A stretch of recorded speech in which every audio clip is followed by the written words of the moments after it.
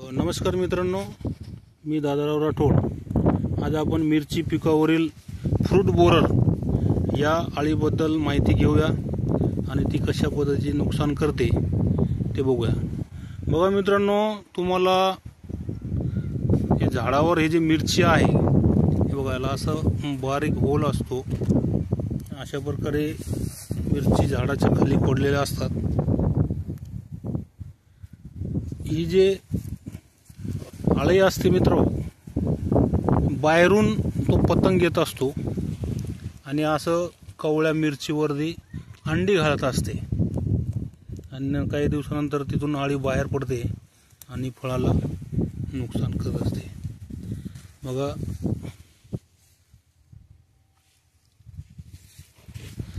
हा एवढा प्लॉट आहे।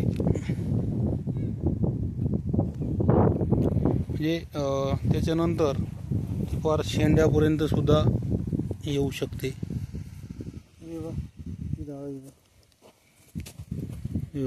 काही दिवसानंतर ती अळी या स्वरूपाची होत असते आणि मग पानं खाणे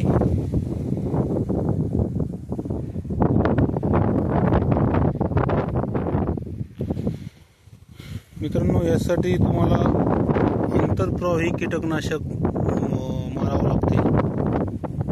बरेचसे औषधं असतात मार्केटमध्ये उपलब्ध, तात्काळ त्याचं नियोजन करावं जेणेकरून नुकसान कमी होत असते।